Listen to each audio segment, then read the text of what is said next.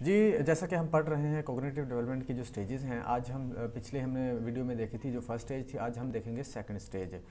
Second stage इस ये toddler and early childhood कहलाती है। 2 से 7 साल तक इसको देखा जाता है, समझा जाता है कि इस अरसे के अंदर अंदर जो स्टेजेस होती जो स्टेज होती है, जो एज होती है, वो प्री ऑपरेशनल स्टेज कहलाती है।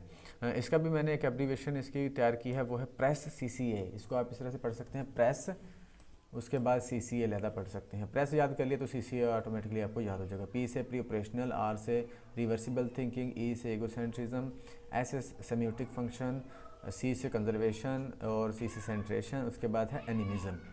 तो अब इसको आगे बढ़ते हैं और देखते हैं डिटेल के साथ।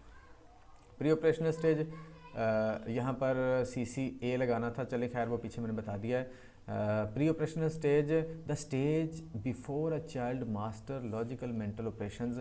जब बच्चे की जो लॉजिक है वो डेवलप नहीं हुई होती, उससे पहले की स्टेज को प्री ऑपरेशनल स्टेज बोला जाता है, कि यानी कि लॉजिकल ऑपरेशंस वो नहीं कर पाता, उससे पहले की स्टेज होती है। During this stage children begin to engage in symbolic play and learn to manipulate symbols.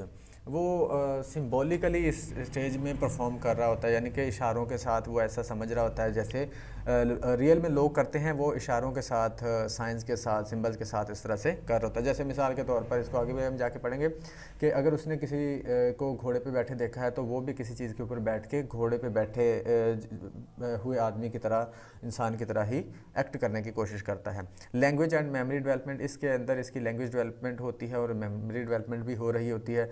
Reversible thinking, thinking backward from the end to the beginning, यानी कि अगर मैं आपके सामने बोलूँ 1 2 3 4 5 और इसकी जो ये एक साइड पे हो गई थिंकिंग, अगर मैं इसको बोलूँ रिवर्स करें तो आप कहेंगे 5 4 3 2 1। इस स्टेज में क्या होता है, at this stage child's mental process works only one way and he can't reverse the things और प्रोसेस। इस स्टेज के अंदर वो वन वे ही सोच सकता है, यानी कि उस चीज़ों को रिवर्स नहीं कर सकता। यानी कि यहाँ पर आप काउंटिंग लिखी है तो इसको वो रिवर्स नहीं कर पाएगा, एक ही साइड में वो जा सकेगा। मिसाल के तौर पर फॉर एग्जांपल अगर मैं बोलूँ 3 × 2 = 6 होता है, तो वो 2 × 3 = 6 नहीं कर पाएगा, यानी कि रिवर्स नहीं कर पाएगा चीज़ों को।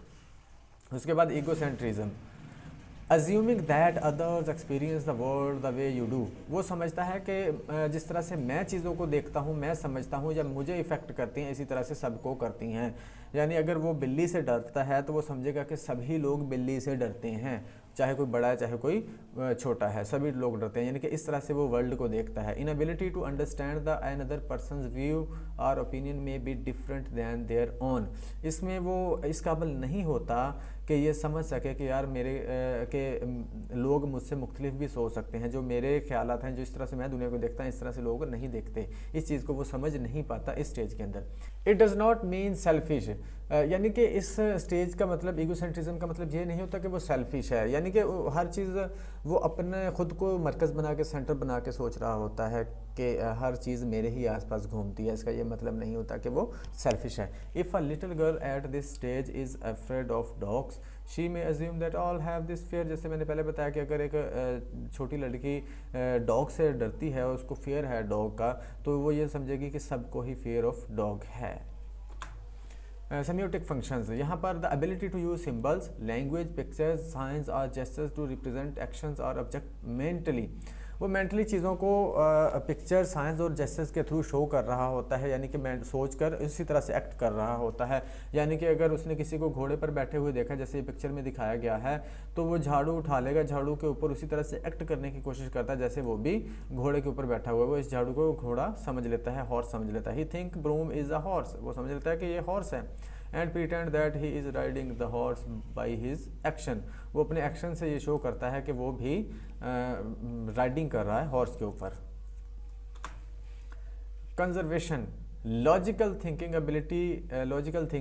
ability that some characteristics of an object remain the same despite changes in appearance। Conservation, इसमें जो लॉजिकल थिंकिंग होती है वो नहीं समझ पाता, यानी कि चीज़ों को एक ही तरह से वो देखता है, एक ही चीज़ देख रहा होता है। इसको हम सेंट्रेशन में समझते हैं। Things will be same if nothing is added और नथिंग इज़ टेकन अवे। वो ये चीज़ नहीं समझ पाता कि चीज़ें सेम रहती हैं तब तक जब तक उनमें कोई चीज़ निकाल ना दी जाए या ऐड ना कर दी जाए। सेंट्रेशन, focus on the one aspect of the things at a time, वो चीज़ों का एक ही एस्पेक्ट देख रहा होता है, बाकी एस्पेक्ट वो नहीं देख रहा होता है, इसको सेंट्रेशन बोलते हैं। अब समझते हैं कंजर्वेशन को। सेंट्रेशन क्या होगा, वो चीज़ों का एक ही पहलू देखेगा। यहाँ पर देखिए 2 ग्लासेस के अंदर एक जैसा पानी डाला गया है, उसके बाद एक गिलास को चेंज करके वो बड़ा कर दिया गया है, और यानी कि उसको छोटा गिलास ले लिया गया है जिसका जो साइज़ है वो वैसे लंबा है और पतला है, दूसरा उस सेम गिलास है जो पहले वाला था। अब उसमें जब वही पानी दूसरे गिलास वाला उस पतले गिलास में डाला जाएगा, छोटे गिलास में डाला जाएगा, तो उसका जो लेवल है वो बढ़ जाएगा, वो ऊपर हो जाएगा, ऊपर चला जाएगा उसका लेवल।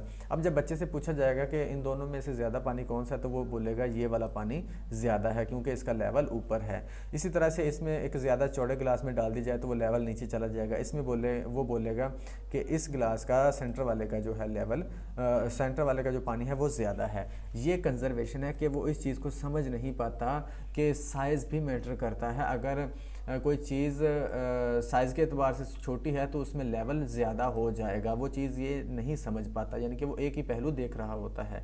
सेंट्रेशन भी यही मैंने आपको बता दिया। इसी तरह से ये बाकी भी कुछ एग्जांपल्स हैं। अगर दो स्टिक्स हैं, एक को तोड़ दिया जाए तो वो समझेगा कि ये छोटी है और दूसरी नहीं, सॉरी, वो समझेगा कि ये जो टूटी हुई स्टिक है ये बड़ी है और ज़्यादा है उससे जो ऊपर पड़ी हुई है। उसके बाद आ जाएगा pre operational stage, pre operational ही पढ़ रहे हैं हम। इसके बाद आ जाएगा एनिमिज्म। एनिमिज्म क्या होता है? Animism is when an individual gives us lifeless object human like qualities.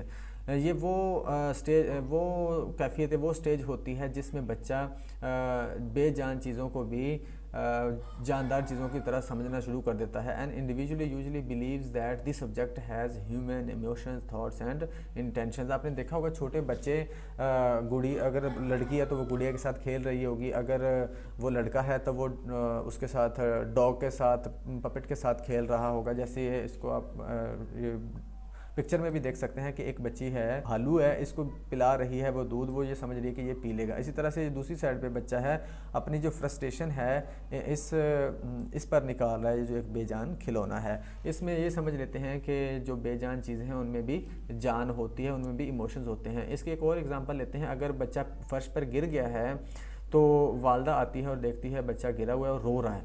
अगर वालदा उसके सामने फर्श के ऊपर थोड़ा कोई चीज़ उठा के मार देगी या पाँव मार देगी ज़ोर ज़ोर से, तो बच्चा चुप हो जाएगा। बच्चा समझ जाएगा कि फ़र्श को सज़ा मिल चुकी है, क्योंकि वो ऐसा समझता है कि इसमें भी जान है और इसको भी चोट लगती है। तो जी ये थी हमारी जो second stage, pre operational stage, 2 से 7 साल तक ये होती है। ये हमने पढ़ ली। इंशाल्लाह अगली वीडियो में हम इसकी जो थर्ड स्टेज है वो देखेंगे।